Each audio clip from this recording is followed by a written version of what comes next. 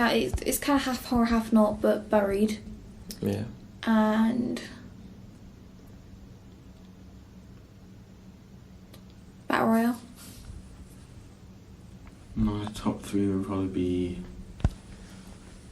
Poltergeist, and the original Poltergeist at number one, Annabelle,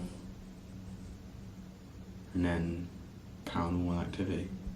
When a horror film's being made, what do you reckon's more important? The setting, the props and costumes, or the lighting and sound?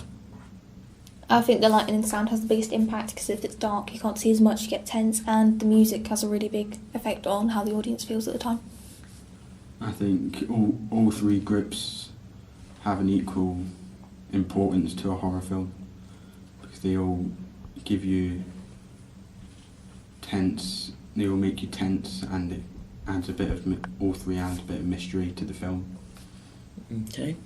Characters in horror movies. What sort of characters do you reckon should be in a modern/classic horror movie? Would you prefer there to be 2, 3, 1, and what type of people as well? Some of the more modern horror films seem to include teenagers. Final Destination and Texas Chainsaw, they were quite big films with including teenagers. But sometimes families work well in films.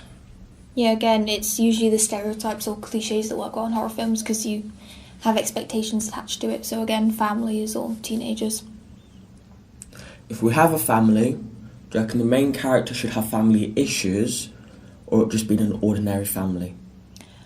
I think family issues tie in well as a subplot, and sometimes it can connect well with what's going on in the film at the same time.